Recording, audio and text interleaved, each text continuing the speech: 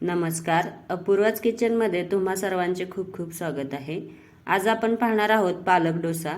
अगदी पूर्वतयारी न करता आणि कमी वेळात तयार होणारा असा हा पालक डोसा आपण आज तयार करणार आहोत। तर त्यासाठी लागणारं साहित्य सांगते।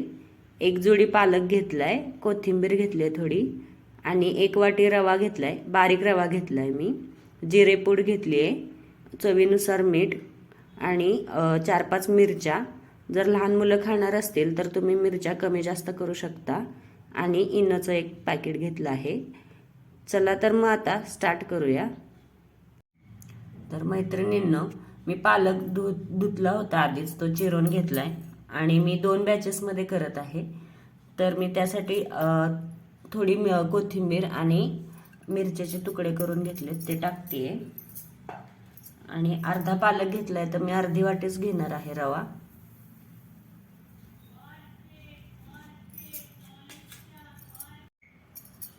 आणि अर्धा चमचा जिरेपूड घेते आणि चवीनुसार मीठ। आता हे बारीक करून घ्यायचंय। तर मैत्रिणींनो, मिक्सरमध्ये हे बारीक झालेलं आहे आणि हे डोश्याचं जसं बॅटर असतं तसं करून घ्यायचंय, तुम्ही बघू शकताय। तर यामध्ये आता इनो टाकायचं आहे आणि थोडंसं ॲक्टिव्ह करायचं आहे त्याला आणि लगेच डोसे बनवायला आता आपण घेऊया। तर मैत्रिणींनो, थोडंसं असं तेल स्प्रेड करून घ्यायचं आहे तव्याला, नाही घेतलं तरी चालेल।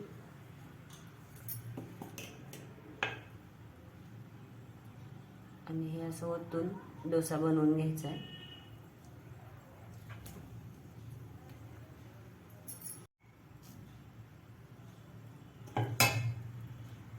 तर मंद आचेवरून थोडंसं मोठा गॅस करायचा आहे आणि चांगला डोसा भाजून घ्यायचा आहे।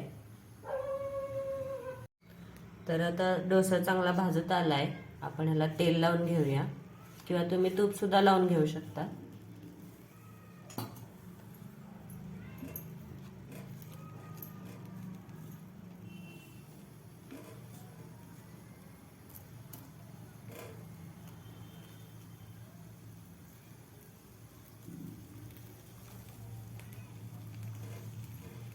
तर असं चांगला खरपूस भाजून घ्यायचा आहे।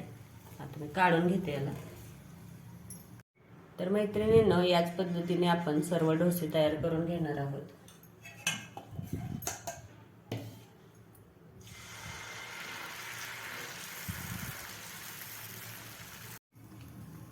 तर हा डोसा सुद्धा भाजत आला आहे, आपण याला तेल लावून घेऊया।